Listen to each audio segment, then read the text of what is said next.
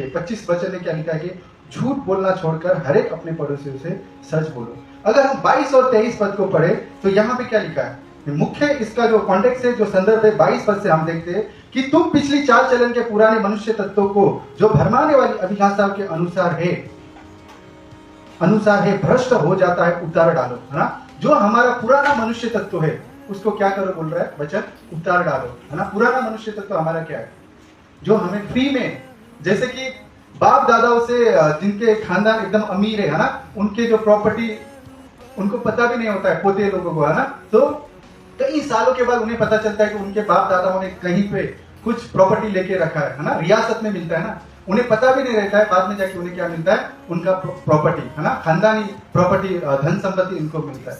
तो उसी तरह अगर हम देखें तो हम स्वभाव, हमें जो आदम में जो स्वभाव था, है ना, वो स्वभाव आपको और मुझे रियासत में मिला है ना, रियासत में। उसके लिए आपने और मैंने कुछ भी नहीं किया है। वो स्वभाव जो आदम का स्वभाव है, माँ के गर्भ से ही आपको और मुझे क्या हुआ है, मुफ्त में मिला है।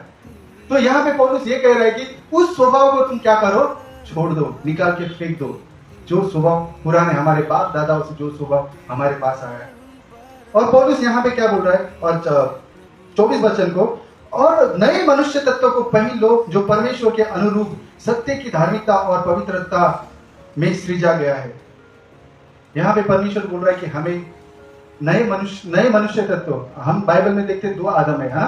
पहला आदम जिसने पाप किया, आज्ञा का उल्लंघन किया, आज्ञा उल्लंघन करने की वजह से उसने मृत्यु को लाया इस संसार में, है ना। मानव जाति आज जिस किसी ने यीशु मसीह को विश्वास नहीं किया है, वो सभी अनंत मृत्यु को चखेंगे, अनंत मृत्यु में वो लोग क्या होंगे, प्रवेश करेंगे। और जो लोग नए आदम, दूसरे आदम, जो बाइबल कहता है कि दूसरा आदम प्रभु यीशु मसीह है, उस आदम पर जो लोग विश्वास करेंगे, उस आदम को जो लोग पहनेंगे, तो वो लोग अनंत का जीवन पाएंगे। आपका और मेरा जो शरीर है, ये शरीर भी परमेश्वर के राज्य में प्रवेश करेगा। आप और मैं दफन होने के बाद भी, मिट्टी में हमारे मांस सड़ने के बाद भी केवल आपके और मेरे हड्डी बचेंगे। उस हड्डी से हम क्या होंगे, पलक झपकते ही हम लोग जवान जैसे रूपांतर होंगे, एकदम यंग, पूरी तरीके से। जो 30 से 33 साल का उम्र हमारा है, उस उम्र के अवस्था में हम लोग दिखने लगेंगे। तो यहाँ पे पौलुस कह रहा है कि आपको और मुझे नया मनुष्य तत्व पहनने की जरूरत है, क्योंकि आपका और मेरा जो पुराना स्वभाव था, जिस किसी ने यीशु मसीह पर अभी विश्वास किया है ना, उनका जो पुराना स्वभाव था, आदम से जो रियासत में जो मिला हुआ स्वभाव था, वो स्वभाव यीशु मसीह ने क्रूस पे ले लिया। अगर जो कोई यीशु पे विश्वास करता है, अब आप पे और मुझ पे दंड की आज्ञा नहीं है। अब आप और मैं उस न्याय के सामने नहीं है। नेपाली गाना गा रहे थे ना, एक न्याय का क्या खंबा है, वहां पे बोला था। तो एक अनुग्रह का सिंहासन, एक न्याय का सिंहासन है, और अनुग्रह के सिंहासन के आगे आप और मैं प्रभु यीशु मसीह को पहने, प्रभु यीशु मसीह को पहनने की वजह से आप और मैं अनुग्रह के सिंहासन में जाएंगे। अभी इंट्रो मैसेज में सुजल भाई बोल रहे थे, हमें महिमा के मुकुट के लिए हमें दौड़ना है ना। हम यहाँ पे ऐसे आके 2 घंटा 2.5 घंटा ऐसे आके, हमारे पास बहुत समय है, इसके लिए आके हम क्या यहाँ पे बिता रहे? नहीं, हम सब अपने कीमती समय को आके यहाँ पे कुछ चीज, आत्मिक चीजों को सीखने के लिए आ रहे हैं ना। ये हम पागल तो नहीं है, यहाँ पे ऐसे आके कुछ गाने गा के, कुछ भाषण सुन के हम लोग घर पे जाते हैं। पर यहाँ पे आप और मैं अनंत जीवन में, जो आपके और मेरे लाभदायक के लिए जो भोजन है, जो वचन है, जो आत्मिक वचन है, आपके और मेरे हृदय को बदलने वाला, आपके और मेरे पुराने मनुष्य तत्वों को बदलने वाला, वो वचन को सीखने के लिए आप और मैं यहाँ पे आते हैं। उस महिमा के मुकुट को पाने के लिए आते हैं। जब पास्टर ने एक बार हमें मुकुट के विषय में सिखाया था, उसमें से एक मुकुट ये भी है, अगर हम रोजाना कलीसिया आते हैं तो हम रोजाना कलीसिया आने का भी आपको और मुझे मुकुट मिलेगा, है ना। कितना अद्भुत परमेश्वर है। ईमानदारी से अगर हम चर्च आते हैं तो उसका भी आपको और मुझे मुकुट है। तो हमें चर्च आना मिस नहीं करना है ना। तो इसके लिए यहाँ पे पौलुस कह रहा है कि सबसे पहले हमारे पुराने वस्त्र जो कि हम किसी भी स्कूल में नहीं जाते, किसी को बेईमानी से ठगने के लिए, है ना, बेईमानी से किसी को एक की बात है दूसरे को बोलने के लिए, झगड़ा लगाने के लिए, है ना, किसी स्कूल में सिखाया जाता है। कोई भी धर्म ग्रंथ, कोई भी धर्म है विश्व में, कोई भी नहीं सिखाता है। तो ये चीज हम लोग जो झगड़ा कराते हैं, है ना, इसकी बातें उसको बोलते हैं, या तो किसी के बारे में कुछ पता चला तो उसका कोई दुश्मन है, उसको आने तक हम लोग इंतजार करते, वो कब आएगा। हमारे मन में खुलदुली मचती है, जब तक बात नहीं बोलते तब तक पेट में गुदगुदी लगने लगती है। इस तरीके का स्वभाव कहाँ से आया हमें? है ना। तो पौलुस बोलता है कि उस स्वभाव को तुम क्या करो, उतार के फेंक दो और तुम नए मनुष्य तत्व को पहनो। नया मनुष्य कौन है? यीशु मसीह। उसने हमें, आपको और मुझे क्या दिया है? पवित्र आत्मा परमेश्वर दिया है, आपको और मेरी सहायता के लिए, उन आदतों को छोड़ने के लिए जो कि आज चुगली, जो कि हम करते हैं, झगड़ा लगाने का काम करते हैं, जो कि इधर की उधर बात करते हैं, एक दूसरे का हम लोग रीस रखते हैं, है ना। एक दूसरे के लिए हम लोग किसी का भला हो ये नहीं चाहते। ये चीज को पौलुस कह रहा है कि तुम उतार के फेंको। अगर आप और मैं यीशु मसीह के जीवन में बढ़ेंगे, आप और मैं यीशु मसीह के अधीनता में रहेंगे, उसके आज्ञा को हम लोग मानेंगे, तो वो सारी चीज हम क्या करेंगे? छोड़ देंगे। वो सारी चीजों से हम लोग क्या होंगे? मन फिराएंगे। तो यहाँ पे हम लोग 26 वचन देखेंगे। 26 वचन में क्या है कि क्रोध तो करो पर पाप मत करो। यहाँ पे बाइबल ये नहीं कहता है कि क्रोध करना पाप है, ये नहीं कह रहा है। हम बाइबल में देखते हैं जब मूसा ने परमेश्वर कहा कि परमेश्वर मैं तो बोल नहीं सकता, मैं किस तरह फिरौन के सामने जाऊं, तो परमेश्वर को क्या आया? वहां पे गुस्सा आया, परमेश्वर क्रोधित हुए। परमेश्वर क्या मूसा को उस योग्य नहीं बना सकते थे वो बोल पाए? परमेश्वर मिट्टी से आदम को बनाने वाला परमेश्वर, जो गूंगे को, नए नियम में हम देखते हैं यीशु मसीह ने गूंगे को बोलने वाला बनाया, अंधों को देखने वाला बनाया, तो वही परमेश्वर क्या मूसा को बोलने वाला नहीं बना सकता? है ना, बना सकता था। मूसा ने क्या किया? अपनी कमजोरी को परमेश्वर के सामने रखा। अगर हम उस चीज को देखें तो एक्सोडस जो निर्गमन की पुस्तक है उसका 4:11 पद में हम देख सकते हैं, 4:14 पद में हम देख सकते हैं, निर्गमन की पुस्तक 4:14।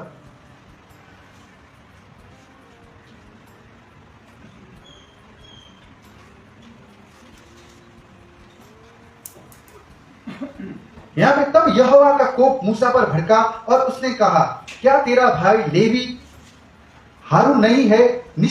मुझे निश्चय है कि वह बोलने में निपुण है और वह तुझसे भेंट करने के लिए निकला आता है और तुझे देखकर मन में आनंदित होगा। यहाँ पे मूसा अपने आप को कमजोर समझता है, अपने आप को लायक नहीं समझता है। अगर मूसा परमेश्वर से प्रार्थना करता तो मूसा शायद वहां पे जो लड़खड़ा के बोलने वाला इंसान है ना, जो कि हम लोग बोलते हैं कि जो फिल्म लाइन में जो शाहरुख खान का स्टाइल है, तो उस तरीके का शायद मूसा बोलता होगा ना, एकदम क्या बोलते हैं, तोतलापन में मूसा बोलता होगा। तो उसके वजह से मूसा वहां पे क्या बोल रहा है? परमेश्वर मैं बोलने में निपुण हूं, मुझे बात करने को नहीं आता है।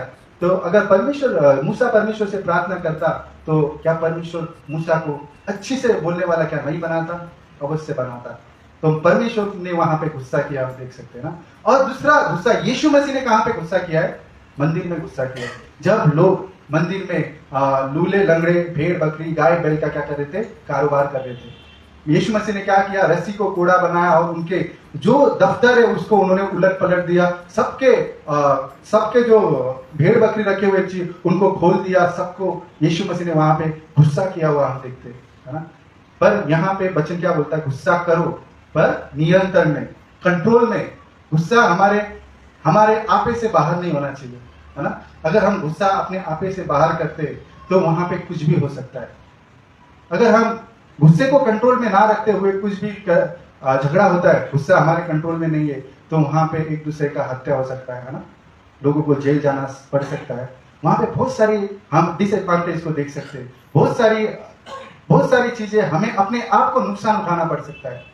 इसके लिए गुस्सा करो पर आत्मा नियंत्रण में करना है, सेल्फ कंट्रोल में करना है, जो कि आपको और मुझे परमेश्वर में आत्मा संयम की आत्मा में दी है ना। तो उसके अधीनता में देखते हुए हमें गुस्से को करना है। परमेश्वर ने गुस्सा करते हुए हम देखते हैं। पर यहाँ पे क्या बोला है? सूरज डूबने से पहले तुम क्या करो? निपटा डालो, है ना। यहाँ पे पौलुस यहाँ पे ये जोर नहीं देता है कि सूरज डूबने का इंतजार करो, ये नहीं बोल रहा है। कहीं हम बोलेंगे सुबह में बीबी से झगड़ा हो गया, शाम को सूरज डूबेगा तभी मैं बातचीत को, वो मामले को निपटा डालूंगा। यहाँ पे ये नहीं कह रहा है। तुम उस झगड़े को लंबे समय जाने मत दो। उस झगड़े को हमें लंबे समय तक चलने नहीं देना है। एक दूसरे में हमें निपटा डालना है, नहीं तो वहां पे क्या होगा? शैतान कार्य करने लगेगा।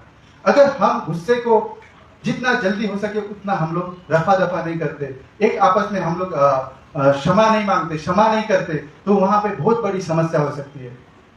तो यहाँ पे पौलुस ये नहीं कह रहा कि तुम बिस्तर पे जाने पर तुम लोग एक दूसरे को माफ करो, ये नहीं कह रहा है।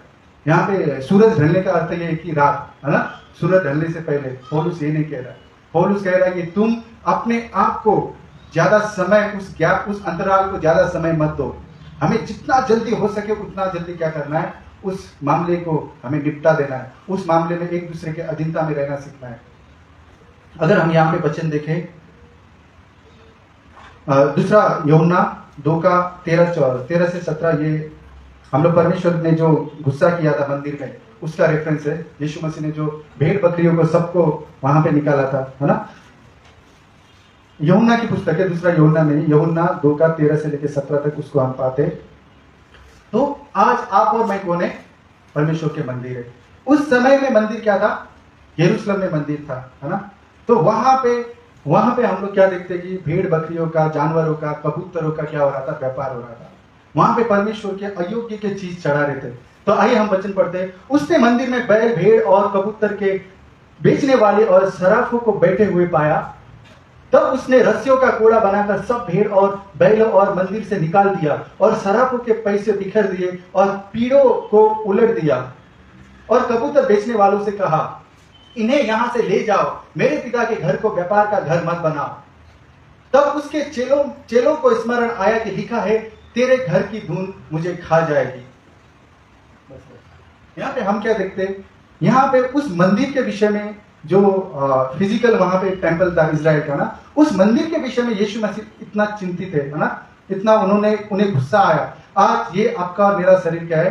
परमेश्वर का मंदिर है।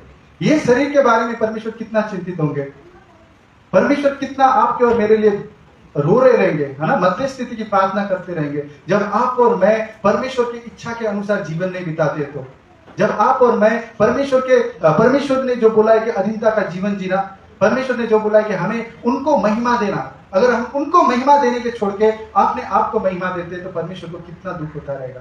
ताकि जिसने स्वर्ग छोड़ के आया, आपके और मेरे लिए क्रूस पे बलिदान हुआ, है ना, एक स्वर्ग का राजा, राजाओं का राजा, जो सिंहासन का परमेश्वर वो धरती पे आ रहा है। आपके और मुझे जो आदम के साथ टूटा हुआ रिश्ता है उसको जोड़ने के लिए आ रहा है। आपको और मुझे अनंत जीवन देने आ रहा है। आपके और मेरे पापों को, अधर्म को क्षमा करने के लिए आ रहा है। उसने इतना सब करने के बावजूद फिर से हम उसी अभिलाषा में जिए जो आदम से हमें जो मिला है विरासत में, जो स्वभाव, उस स्वभाव को हम एंजॉय करते हुए चले तो परमेश्वर को कितना दुख होता रहेगा। ताकि मंदिर में लोग काने, लंगड़े, उस जानवर का व्यापार कर रहे थे, यीशु मसीह को वो सब देखते हुए गुस्सा आया। तो आज हम अपने इस पवित्र आत्मा को अपने शरीर में लेते हुए, है ना, अपने साथ हम चला रहे। पवित्र आत्मा परमेश्वर आपके और मेरे साथ है। अगर कोई विश्वासी दारू के ठेके में जाता है तो परमेश्वर को कितना बुरा लगता होगा, है ना। एक विश्वासी व्यभिचार के बाजार में जाता हो तो परमेश्वर को कितना बुरा लगता होगा। वो कितना दुखित होते रहेंगे, ताकि मैंने इनके लिए अपना प्राण दिया है ना। ताकि लोग वहां पे, हम लोग लालच करते हुए, लोगों ने पैसों का लेन देन करते हुए यहाँ पे किया है। अगर एक विश्वासी करप्शन, भ्रष्टाचार का जीवन जी रहा है तो परमेश्वर को कितना दुखी होते रहेंगे। यहाँ पे वचन हमें बताता है कि आप और मैं परमेश्वर के मंदिर है और आप और मैं परमेश्वर की उपस्थिति को लेते हुए चलते, है ना। आप और मैं केवल अकेले कहीं नहीं जाते, आप और मैं परमेश्वर की उपस्थिति के साथ जाते। भजन संहिता में दाऊद क्या कहता है? चाहे मैं अंधकार की घोर तराई से होकर क्यों ना चलूं, तू मेरे साथ रहता है ना। अंधकार में भी वो परमेश्वर के उपस्थिति को लेके जाता है। परमेश्वर की उपस्थिति पुराने नियम में क्या थी? आती थी, जाती थी, है ना। पर पेंटिकॉस्ट के दिन से परमेश्वर की उपस्थिति, पवित्र आत्मा परमेश्वर, जब तक रैप्चर नहीं होगा तब तक इस धरती पर क्या है? फिक्स है। इस धरती पर वो है, आपके और मेरे हृदय में है। जो एक इंसान यीशु मसीह को विश्वास करता है, तुरंत पलक झपकते ही हम रैप्चर होंगे। उसी तरह पलक झपकते विश्वास करने पर पवित्र आत्मा आपके और मेरे हृदय में आते हैं। ये परमेश्वर आपके और मेरे इस शरीर की चिंता करते हैं। इस शरीर का परमेश्वर आपके और मेरे इस शरीर का परमेश्वर प्यार करते हैं। उसने अपने इकलौते पुत्र को कलवरी क्रूस पे दिया आपके और मेरे लिए, है ना। ताकि हम जो पुराना स्वभाव है ना, जो गंदे कपड़े, जो मैले कपड़े जो आदम से आए, उसको हम उतार के फेंक दे, है ना। ताकि पवित्र आत्मा का जीवन आप और मैं पहने। इसके लिए परमेश्वर आपके और मेरे लिए विनती कर रहे हैं। इसके लिए परमेश्वर ने आपको और मुझे सहायता का आत्मा दिया, पवित्र आत्मा परमेश्वर मददगार दिया, ताकि हम हर एक परिस्थितियों में परमेश्वर की मदद लेके चल सके। अगर हम निराश होते तो पवित्र आत्मा परमेश्वर आपको और मुझे सहायता करते, है ना, उत्साहित करते, हमें बल देते, हमें निराशा में हमें शांति देते, वो केवल पवित्र आत्मा परमेश्वर करते हैं। और यहाँ पे 27वां वचन हम देखें,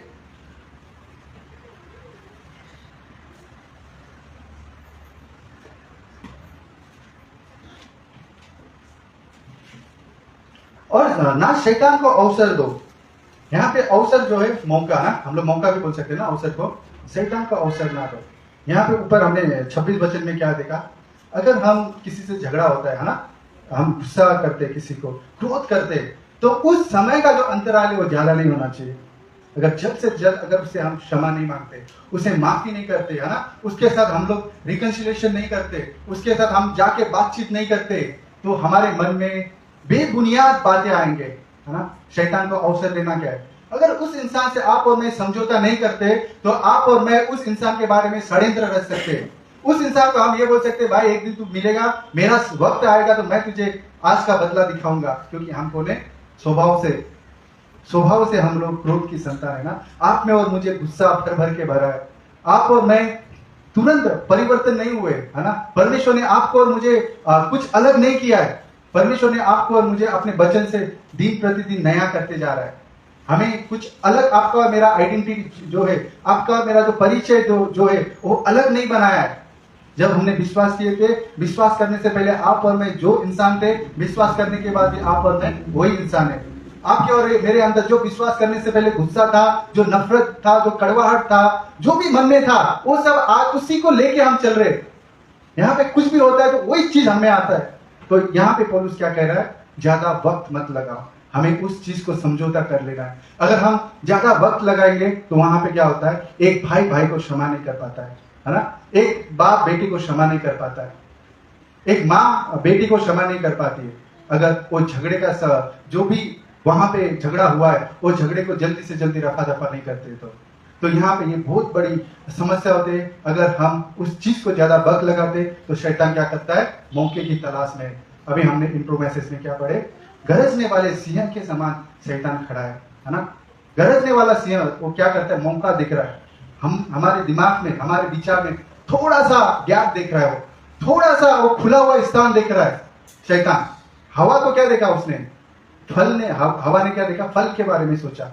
जब सोचा उसने क्या किया, अपने मन में उसने एक जगह बनाया। शैतान ने क्या किया, कार्य कर दिया, है ना। तो यहाँ पे पौलुस ये कह रहा है कि हमें स्थान नहीं देना है, हमें शैतान को मौका देना नहीं है। हमें परमेश्वर के वचन में, परमेश्वर के संगति में बढ़ना है। यदि हम परमेश्वर के साथ है ना, परमेश्वर के संग बने हुए हैं, तो आपको और मुझे कोई अधिकार नहीं है कि हम किसी को क्षमा ना करें। आपको और मुझे ये अधिकारी बाइबल नहीं देता है हम किसी को क्षमा ना करें और किसी से क्षमा ना मांगे। ये आपके और मेरे नस में, खून में होना चाहिए कि दूसरे से क्षमा मांगने के लिए और दूसरे को माफ करने के लिए। ये बाइबल का सिद्धांत है।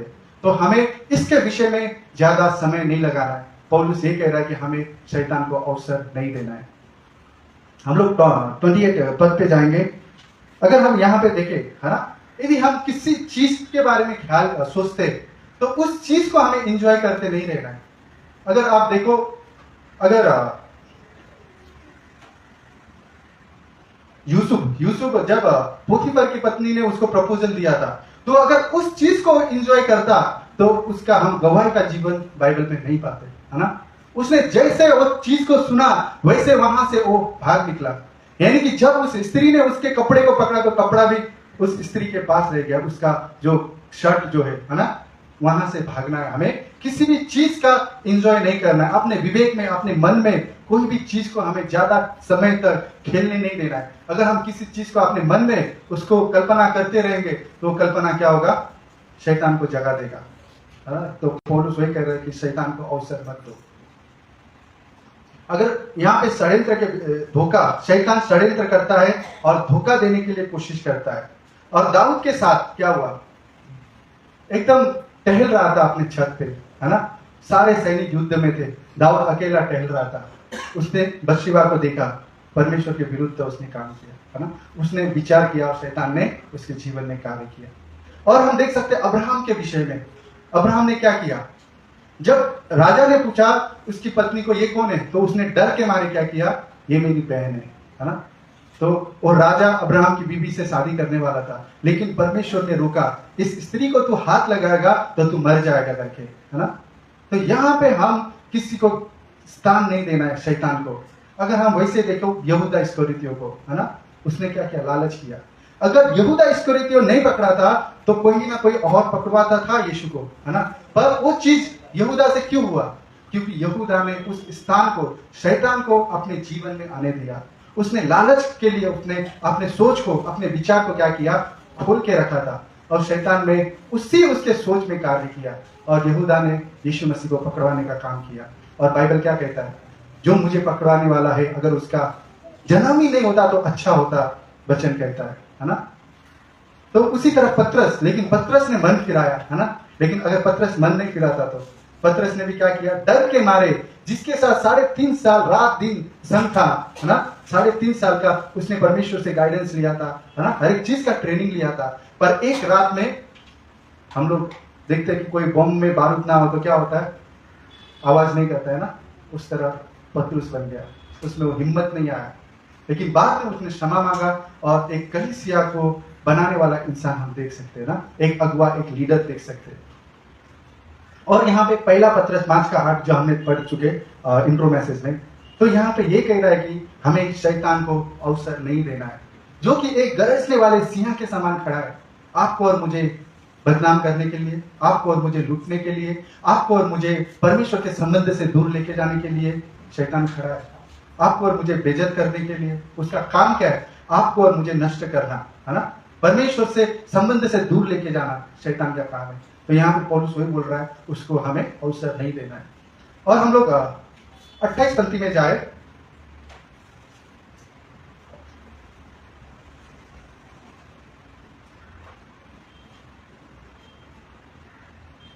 चोरी करने वाला फिर चोरी ना करे, वरन भले काम करने के लिए अपने हाथों से परिश्रम करे, इसीलिए कि जिसे प्रयोजन हो उसे देने को उसके पास कुछ हो। यहाँ पे अगर हम देख सकते हैं इफिसियों की चर्च के विषय में, वहां पे हो सकता है वहां पे जो कलीसिया में आते होंगे वो लोग चोर होंगे ना। शायद पौलुस ने यहाँ पे उनसे डायरेक्टली बात किया होगा वचन के द्वारा, उन्हें डायरेक्टली उनके हृदय में वचन घुस के उनके छलनी किया होगा, है ना, चोरी मत करो। यहाँ पे वचन क्या कर रहा है, कह रहा है अगर तुम पहले चोरी करते थे तो तुम पूरी तरीके से परिवर्तन हो जाओ, है ना, तुम पूरी तरीके से चोरी करना छोड़ दो, है ना। यहाँ पे हम लोग मेहनत के विषय में अगर देखते हैं तो नीति वचन में हम क्या पाते हैं, चिट्ठी जो मुंगी है ना, मुंगी क्या करता है, मेहनत करता है ना, वो जानवर होके, है ना, उसने एक आत्मा नहीं है, फिर भी अपने खाने के लिए बारिश के पहले ही वो क्या करता है, तैयार करता है, अपने भोजन को, भंडार को इकट्ठा करके रखता है। तो एक छोटी सी चींटी होके भी वो अपने बारे में इतना सोचती है। तो आप और मुझे क्या करना है, आप और मुझे चोरी नहीं करना है ना। हम लोग अगर याकूब की पत्री में देखें, नहीं याकूब की पत्री में नहीं,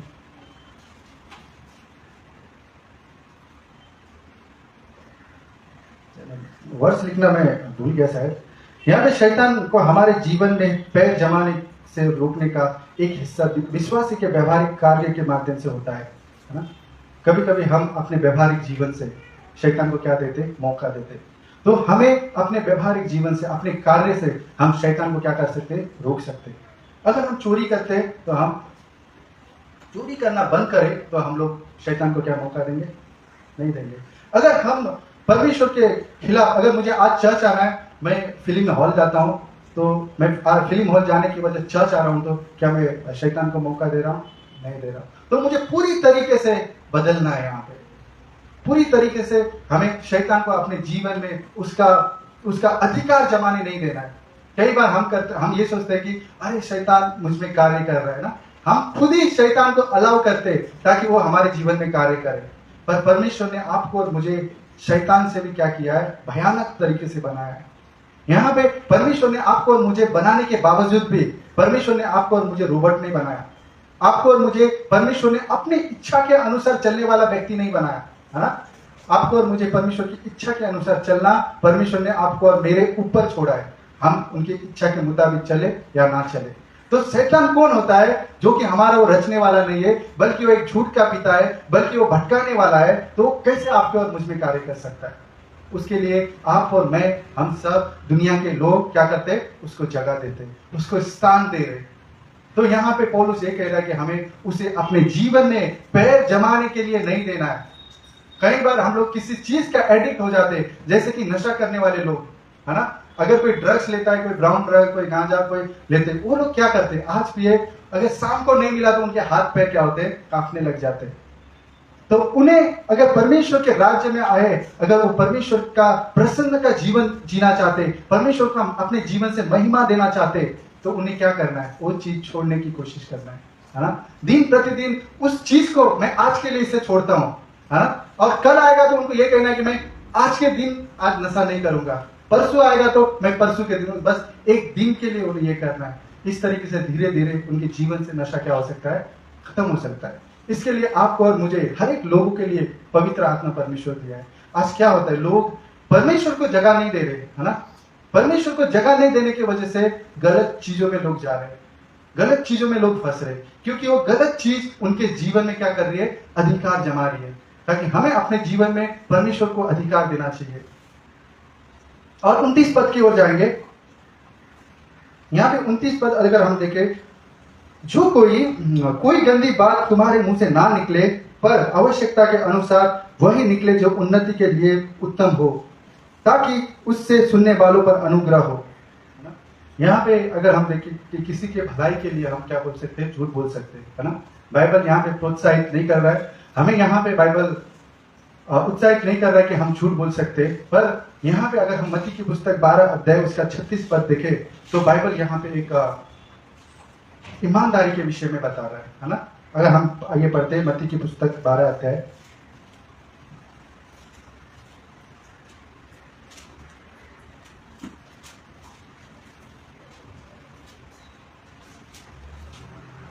बारह का 36। और मैं तुमसे कहता हूं कि जो जो निकम्मी बातें मनुष्य कहेंगे, न्याय के दिन वे हर एक उस बात का लेखा देंगे, है ना। हर एक को उस बात का लेखा देना होगा। जो निकम्मी बातें, जो गंदी बातें, है ना, जो डबल मीनिंग में बातें करते हैं। आज के विश्वासी भी क्या होते हैं, डबल मीनिंग में बातें करते हैं, मजाक उड़ाते हैं, ना। लोगों का बेमतलब के फिजूल के बातें में एक दूसरे की मजाक उड़ाते हैं। तो इस तरह की बातें हम विश्वासी होने के बाद भी उसको आनंद उठा रहे, उसका लुत्फ उठा रहे, तो यहाँ पे वचन क्या कह रहा है, उसका लेखा देना पड़ेगा। हमें परमेश्वर के सामने, उस न्याय के सिंहासन के सामने होना पड़ेगा। यहाँ पे वचन ये भी कहता है। और वचन अगर हम वहां पे देखें, अगर कोई हमारे सामने बीमार इंसान है ना, उसका कोई परिवार जाके चोरी कर रहा है, तो उस समय में क्या होगा, उसकी जरूरत है उसके परिवार का इलाज करना, पर वो चोरी कर रहा है। उस समय में किसी विश्वासी ने देखा और उसको कोर्ट में बुलाया गवाही देने के लिए, उसको क्या करना चाहिए? क्या वो सच में हार कहेगा या उसे मैंने देखा नहीं नजरअंदाज करेगा? यहाँ पे बाइबल हमें क्या कहता है, किसी की झूठी गवाही मत दो, है ना। भले उसके घर में समस्या है, पर उसे लोगों से, आज दुनिया में हम क्या देख सकते हैं, ट्रस्टी देख सकते हैं ना। बड़े बड़े मदद करने वाले ट्रस्ट है ना, समाज सेवा करने वाले लोग हैं, उनके पास जाके हाथ फैला सकते हैं, पर चोरी नहीं कर सकते, क्योंकि चोरी कानूनी तौर पर क्या है, एक गुनाह है। तो हम कभी कभी विश्वासी लोग इमोशन में आके इस तरह भी हो सकते हैं, उसका फायदा है ना। तो वचन कहता है मुझे झूठ बोलना चाहिए, क्योंकि दूसरे का फायदा हो रहा है। यहाँ पे हमें इमोशन की बातों में नहीं बैठना है। अगर वहां पे हम झूठी गवाही दे दिए, पर उसका जो तथ्य निकालने के बाद पता चल गया कि उसने चोरी किया था, तो झूठी गवाही के केस में अंदर जा सकते हैं। तो यहाँ पे हर एक चीज बाइबल हमें ये सिखाते हैं कि झूठी चीज ये है कि हम अगर किसी की छोटा सा हो गया, किसी का पति पत्नी का झगड़ा हो रहा है, तो उस चीज में अगर हम कुछ झूठ बोल के उनका मिलाप होता है तो अच्छी बात है ना। कुछ झूठ बोल के पति पत्नी के बीच में, या तो बाप बेटे को मान रहा है, उस समय में हम कुछ झूठी दिलासा दे सकते हैं उन्हें, ताकि उनका संबंध अच्छा हो, है ना। पर बड़े किसी को हमने मर्डर करते हुए देख लिया, पर कोर्ट में जाके हम कहेंगे तो मैंने नहीं देखा, है ना। तो इस तरीके का ना हो। तो यहाँ पे छोटी सी चीज, यहाँ पे बाइबल ये बोल रहा है कि हम लोग बुरी बातें बोलेंगे भी, हमें क्या देना पड़ेगा, अकाउंटेबल होना पड़ेगा, उसके सामने हमें लेखा झुका देना पड़ेगा परमेश्वर को। यहाँ पे बाइबल हमें ये बोलते हैं कि हमें झूठी चीज कहने का अर्थ है कि अभी मैं मुंबई सेंटर में हूँ, मुझे फोन आ गया, कहाँ पे हूँ, मैं बोल रहा हूँ मैं 5 मिनट में पहुंच रहा हूँ, मैं पहन रहा हूँ, है ना। तो हम लोग ये बोलते, तो क्या ये पाप है? नहीं है ना, क्योंकि हम सफर कर रहे हैं, उस चीज से किसी को नुकसान नहीं होता है ना, किसी को जेल जाना नहीं पड़ेगा। हम कई बार ऐसा करते हैं ना, हम लोग काम पे जा रहे थे, लेट ट्रेन होता है, तो हम क्या करते हैं, बॉस मैं आ रहा हूँ, रास्ते में बहुत ट्रैफिक है, ट्रेन का पूरा ये कुछ डिले है करके हम लोग क्या करते हैं, बहाना बनाते हैं। तो कुछ ऐसी चीज है ताकि हमें उससे क्या होती है, हमें अकाउंटेबल नहीं होना पड़ेगा, परमेश्वर के सामने हमें उसका जवाब नहीं देना होगा। लेकिन कुछ ऐसी चीज है, उन चीजों का आपको और मुझे देखा देना पड़ेगा। तो आपको और मुझे सावधानी से, बुद्धि से हमें उन चीजों की जवाब देना है ना। तो 29 यहाँ पे ये है कि 30 वचन हम देखेंगे। परमेश्वर के पवित्र आत्मा को शोकित मत करो, जिससे तुम पर छुटकारे के दिन के लिए छाप दी गई है ना। यहाँ पे शोकित करने का अर्थ क्या है कि पवित्र आत्मा को हम लेके जा रहे हैं, पवित्र आत्मा साक्षी है ना। हम लोग झूठी झूठी बातें बोल रहे हैं ना, एकदम मुंबई में हम लोग देखे तो मुंबई के लोकल लैंग्वेज में साढ़े लोग बोलते हैं ना, सांडपत्ती करते हैं, तो इस तरीके से हम करते हैं। तो यहाँ पे क्या हो रहा है, परमेश्वर को पता है उपस्थित परमेश्वर, सच्चा परमेश्वर आपके और मेरे साथ है, लेकिन हम लोग बड़ी बड़ी बातें फेंक रहे हैं, लेकिन हम लोग व्यभिचार किसी के साथ है ना, किसी के साथ हमारा लूटपाट कर रहे, चोरी कर रहे। हम लोग को पता है कि पैसा सामने वाले का गिर रहा है, हम उठा के जेब में डाल के चलते रह रहे, है ना। जीवित परमेश्वर को हम लेते हुए चल रहे, पर हम लोग क्या कर रहे हैं, यहाँ पे परमेश्वर को हम लोग धोखा दे रहे, परमेश्वर की आत्मा को हम लोग रुला रहे। परमेश्वर नहीं चाहता कि हम कोई भी भ्रष्ट काम ना करें, है ना, कोई भी करप्शन काम हमसे ना हो। वचन क्या कहता, तुम अपने पवित्र हाथ उठाकर प्रार्थना करो, है ना, यहोवा का जय जयकार करो। तो ये पवित्र हाथों से हमारा हाथ क्या मैला होना चाहिए? नहीं होना चाहिए, क्योंकि हम परमेश्वर के चुने हुए लोग हैं। आपको और मुझे, आज आप और मैं ये संसार में रहते हुए एक ईमानदारी का जीवन नहीं जीते, तो 1000 वर्ष का यीशु मसीह का राज्य आएगा। उस समय में जो आज गवर्नमेंट, म्युनिसिपालिटी है, हॉस्पिटल है ना, बड़े बड़े अधिकारी है, मंत्री है, उस पद पे कौन होगा? क्या अभी के नेता लोग वही होंगे? आपको क्या लगता है? जब यीशु मसीह का 1000 का साल इस धरती पे आएगा, उस पे हम सब क्या होंगे? उसके आप और मैं कार्यकर्ता होंगे, कामगार होंगे, सहकर्मी होंगे, आप और मैं। उस समय में आप और मुझे, अभी हम ईमानदारी करना सीख रहे, तो उस समय में आप और मैं ईमानदारी का काम करेंगे। अगर अभी से हम लालच लेके चल रहे, लालच लेके हम लोग काम मसीह का जीवन को, हम इस प्रैक्टिस का जीवन हम बिता रहे, तो उस समय में हम क्या होंगे? शायद हमें वो अवधा नहीं मिलेगा जिस चीज के लिए परमेश्वर ने आपको और मुझे बुलाया है। आप और मैं साधारण बुलावट के लिए यहाँ पे नहीं आए, आपका और मेरा स्पेशल कॉलिंग है, एकदम अद्भुत कॉलिंग है, आप बुलावट है आपका और मेरा। परमेश्वर चाहता है कि आपके और मेरे जीवन से बड़े बड़े काम होने वाले, है ना। उस 1000 वर्ष के राज्य में आप और मैं, हर एक गवर्नमेंट क्षेत्र में जो लोग हैं, उन जगह पे आप और मैं होंगे। और स्कूल में, कॉलेज में लोगों को परमेश्वर के वचन को कौन सिखाएगा? आप और मैं सिखाएंगे। तो उस समय में आपको और मुझे ईमानदारी का जीवन हम कहां से सीखे? अगर आज हम यहाँ पे होमवर्क करते, है ना, गृह कार्य करते, तब जाके हम वहां पे एग्जाम में सक्सेसफुल होंगे।